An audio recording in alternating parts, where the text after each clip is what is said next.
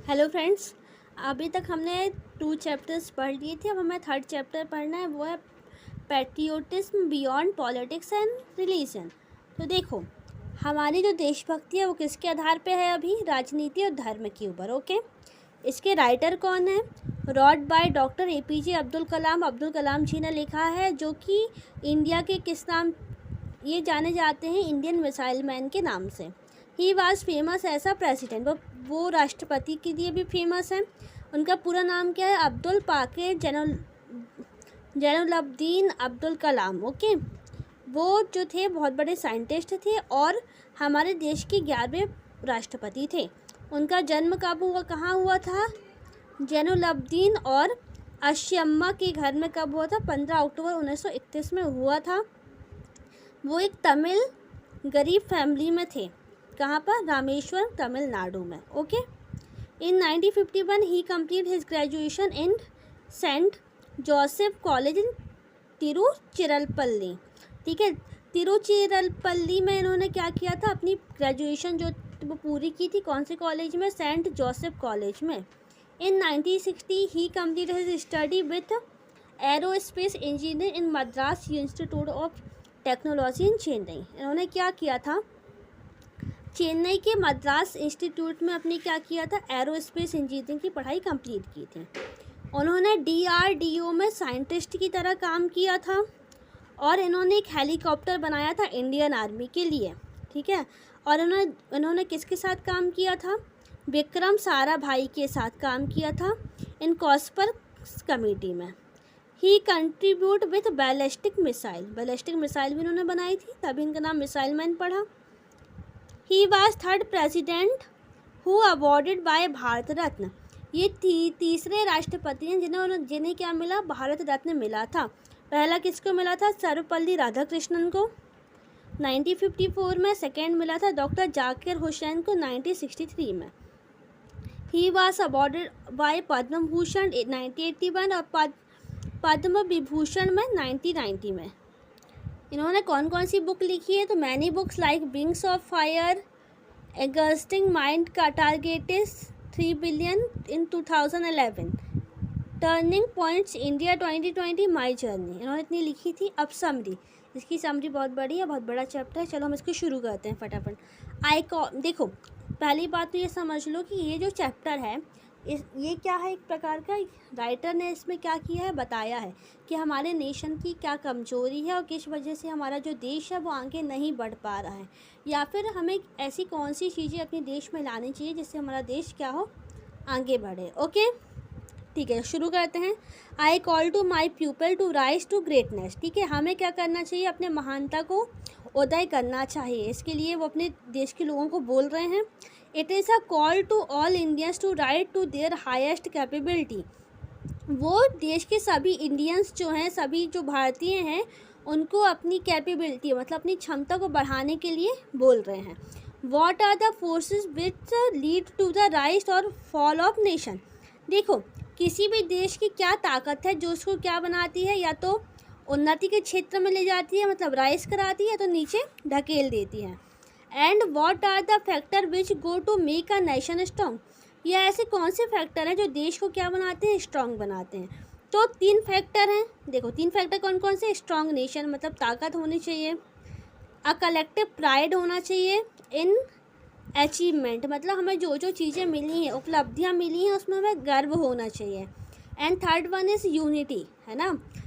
And the capability of combined action मतलब हमें सबको एक साथ मिलकर क्या? यूनिटी में काम करना चाहिए। For a people and a nation to rise to the highest they must have a common memory of great heroes and exploits of great adventure and crimes in the past.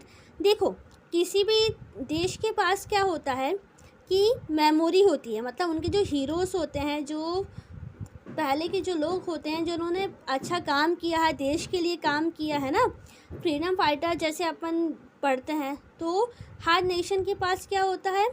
कुछ यादें होती हैं, common memory होती है उनके heroes के लिए और ग्रेट एडवेंचर के लिए।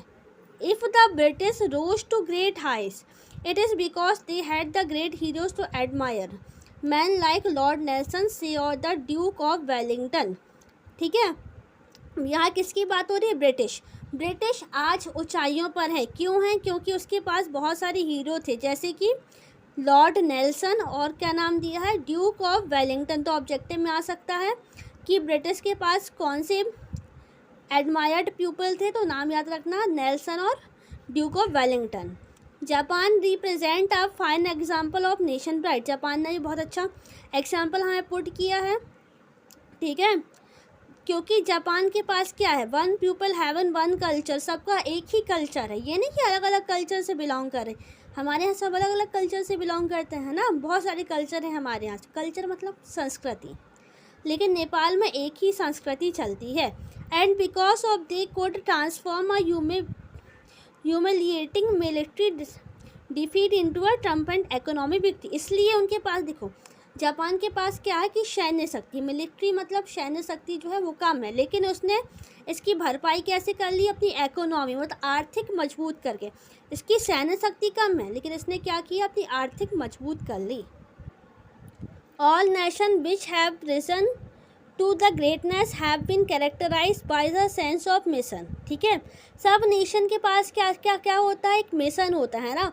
मिशन मतलब एक गोल होता है, एक लक्ष्य होता है कि हमें अपने देश के लिए ये करना है। सब नेशन के पास क्या होता है? एक मिशन होता है, लक्ष्य होता है। The Japanese have it is a large mission, so do the Germans in the course 3 details Germany which. देखो पहले तो जापानीज के देख लेते हैं। और ये जो वो था मिशन था जापान के पास था, इसलिए उसने इतना सारा कर लिया है ना। अब बात करते हैं जर्मन्स की, जर्मनी की। तो ये क्या जर्मनी की क्या थी कि जब पहले युद्ध वगैरह होते थे ना, तो जर्मनी जो थी वो 2 बार पूरी डिस्ट्रॉय हो चुकी थी, है ना। जर्मनी जो नेशन था वो 2 बार पूरा ख़त्म हो चुका था। उसके बाद भी उनके जो लोग थे, it's people to sense of density never dimmed, लेकिन उनकी जो भावना थी, है ना, जो उनकी शक्ति थी जर्मनी के लोगों की, वो कभी टूटी नहीं। From the ashes of second world war it has emerged a nation economically powerful and politically assertive.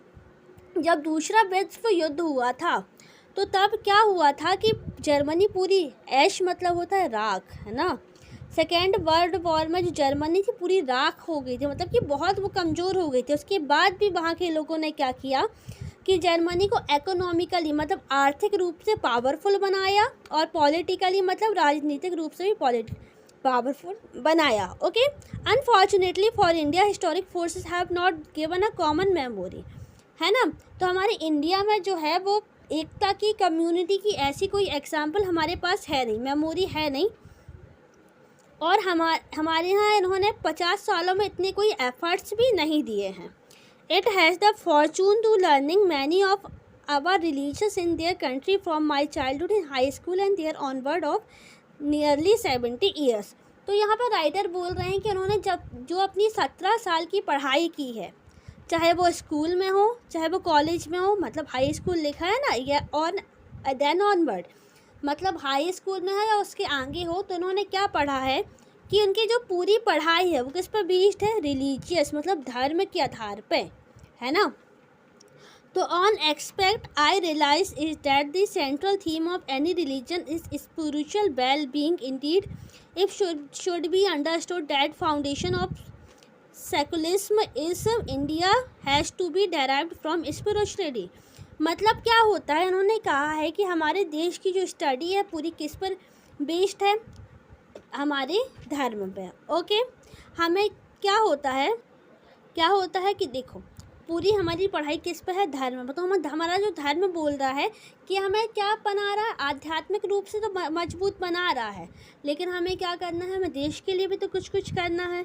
तो हमें क्या करना चाहिए? अपने अध्यात्म को तो अपनाना चाहिए, साथ में हमें क्या करना चाहिए? अपने इंडिया, अपने राष्ट्र के लिए कोई भावना होनी चाहिए। ओके, हमें इस बात की अंडरस्टूड या समझ होनी चाहिए। It is because our sense of mission has weakened that we have ceased to be true to our culture, ourselves. We come to took upon ourselves as a divide people with no pride in our past and no faith in future.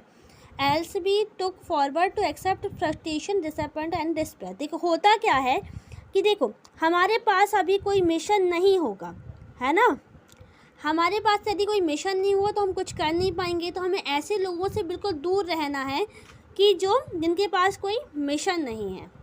Okay, ऐसे लोगों के पास भी नहीं रहना कि जिसके पास कोई अपने अपने पास्ट के लिए कोई प्राइड नहीं है, मतलब पास्ट में जो जो चीज़ें हुई, जो देश में हुआ, उसके लिए कोई गर्व नहीं है, और जो हमारा जो फ्यूचर है उस पर कोई विश्वास नहीं। तो हमें क्या करना है, ऐसे लोगों से दूर रहना है जिनके पास क्या नहीं है, अपने अतीत के लिए गर्व नहीं है और आने वाले कल के लिए क्या नहीं है, विश्वास नहीं है, है ना। हमें सिर्फ क्या देखना है, आगे देखना है। फ्रस्ट्रेशन मतलब गुस्से से बिना कुछ के हमें क्या देखना है, सिर्फ आगे देखना है। हमें डिसअपॉइंटेड या डेस्पेयर नहीं होना, ठीक है। मतलब यहाँ पे क्वेश्चन कर रहे हैं कि यदि हम बिना फ्रस्ट्रेशन के आगे देखेंगे, अपने फ्यूचर के लिए देखेंगे, क्या हम डिसअपॉइंटेड होंगे या डेस्पेयर होंगे? तो ऑफ कोर्स डेस्पेयर होंगे। तो the greatest danger to our sense of unity and our sense of purpose comes from this ideologist who seek to divide the people. तो सबसे पहले तो हमारे यहाँ क्या आ रहा है कि डेंजर हमारे लिए खतरा है क्या, वो है कि ऐसे लोग जो हमें क्या समझते हैं, डिवाइड करना चाहते हैं। क्या कौन से लोगों से खतरा है हमें, जो हमें क्या करना चाहते हैं, डिवाइड करना चाहते हैं। The Indian constitution bestows who seek to divide the people. यही लोग हमारी इंडिया की यूनिटी को क्या ख़राब करें, जो धर्म के नाम पे हमें अलग अलग कर रहे हैं, है ना। जबकि इंडियन कॉन्स्टिट्यूशन मतलब जो हमारा संविधान है वो सबको क्या बताता है, एकता की तरह, एकता या इक्वलिटी या समानता को दर्शाता है। जैसे हम एक छाता लेते हैं और उसमें दो लोग खड़े हैं तो वो दोनों को बराबर तरह से सुरक्षा देता है ना, वैसे ही हमारा जो वो है क्या बोलते हैं संविधान, वो सबको इक्वलिटी ही समझा रहा है। तो what is now cause for concern is trend towards putting religious for over religious sentiments. तो हमें क्या करना है कि अपने रिलीजियस जो सेंटीमेंट है उसके ट्रेंड से बाहर निकलना है। देखो रिलीजियस सेंटीमेंट मतलब ऐसा नहीं कि अपना धर्म छोड़ दो। यहाँ पर राइटर कह रहे हैं कि अपना धार्मिक तो रखो, वो धर्म जो है वो हमारे अंदर की भावना है, उसको रखो, लेकिन हमारे देश के लिए भी सोचो। किसी का भी धर्म ये नहीं कहता कि हमें क्या करना है, हमें सामने वाले से लड़ना है या हमें एकता नहीं रखनी है। तो कोई भी धर्म उठा लो, हिंदू मुस्लिम सिख ईसाई कोई भी उठा लो, आई डोंट थिंक कि किसी के धर्म ग्रंथ में ये लिखा होगा कि आप लड़ाई करो, अपनी एकता बरकरार नहीं रखो। सब एकता ही चाहते हैं, है ना। तो वही यहाँ पे बताया गया कि हमें जो फालतू की जो परपंच है ना, कूटनीतियाँ की गई हैं धर्मों को बांटने के, तो हमें क्या सेंस रखना है, किसका, एकता का। ओके, तो why can't be develop a cultural not religious.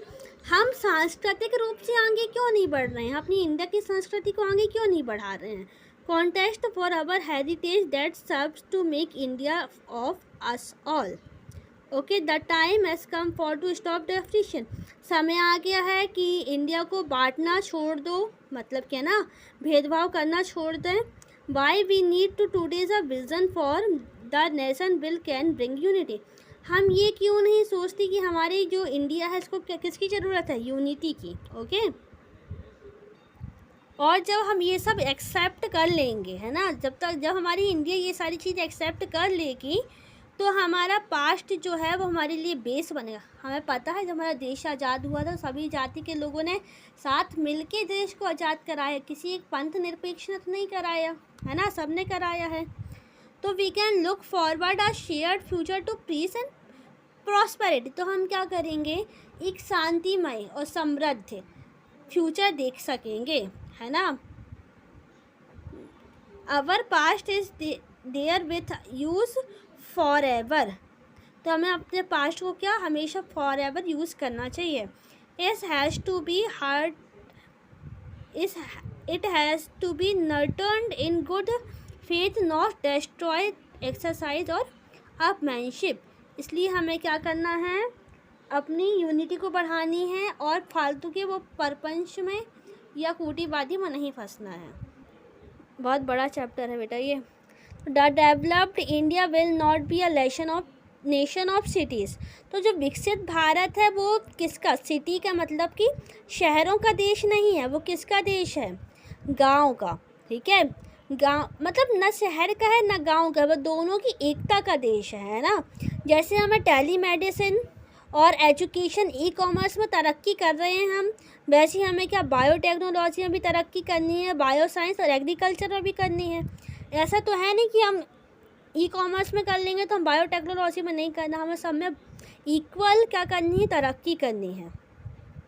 तो जो हमारा वो है पॉलिटिकल लीडर है वो कैसा होना चाहिए, पॉलिटिकल लीडर एक ऐसा लीडर होना चाहिए जो बिल्कुल बिल्कुल दोनों को इक्वल रखे, अपना काम करे, उसके पास नॉलेज हो किसका, कि nation is bigger than individual interest and political party की।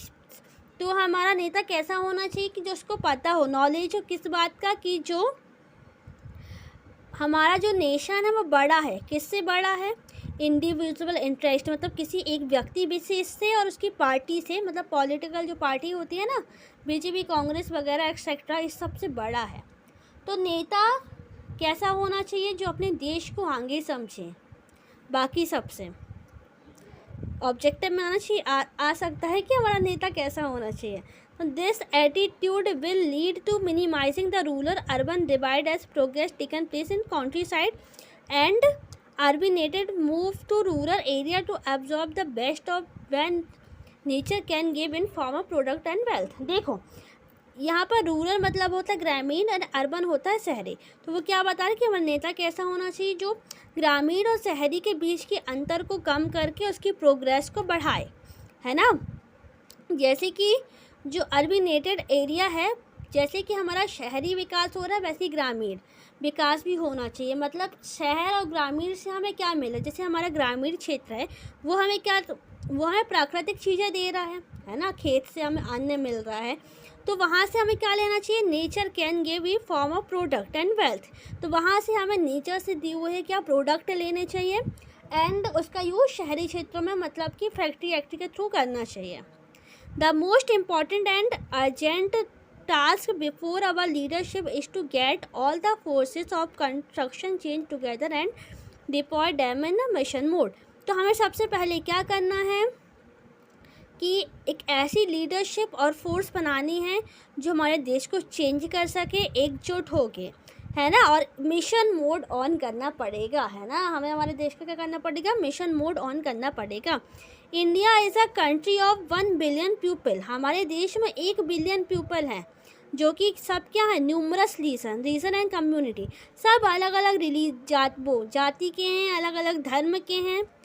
तो हमें स्पेक्ट्रम और आइडियोलॉजीज मतलब जो पुराने लोगों ना तर्क करते हैं, ऐसे लोगों को साइड में रखना है। ये जो जियोग्राफिकल डाइवर्सिटी है, मतलब विभिन्नताएं जो हैं, ये हमारे देश की क्या है, ताकत है ना। हमारे देश में विभिन्न प्रकार के लोग रहते हैं, ये हमारे देश की ताकत है। इसलिए हमें अलग अलग फ्रेगमेंटिंग थिंकिंग मतलब अलग अलग जो थिंकिंग है लोगों की, कंपार्टमेंटाइजिंग प्लानिंग है मतलब अलग अलग जो प्लानिंग है, अलग थिंकिंग है, और जो अलग एफर्ट हैं, ये हमारे देश को नहीं बना सकते, अच्छा रिजल्ट नहीं दे सकते। सो हमें सबको साथ में लाना पड़ेगा और ह्यूमनस इंडिया बनाना पड़ेगा। तो the second vision to the nation will bring about a renaissance to the nation. The task of casting a strong India is in the hands of visionary politics leadership। तो जो हमारे दूसरी जो परिकल्पना है वही हमारे नेशन को क्या एक अच्छा भविष्य देगी और अच्छा विज़न लाएगी, और जो एक अच्छा पॉलिटिकल लीडरशिप है वही हमारे देश को आगे बढ़ाएगा, है ना। बहुत बड़ा चैप्टर है, लेकिन इससे बहुत सारे ऑब्जेक्टिव आ सकते हैं क्योंकि पूरा इंडिया बेस्ड है। तो इसको 1-2 बार और सुनो, आप लोग को समझ में आ जाएगा, या फिर ज़्यादा हो तो जो मैं बोल रही हूँ उसकी हिंदी मीनिंग एक कॉपी में लिखो। Okay, thank you for watching my video. Like, share and subscribe, comment for more.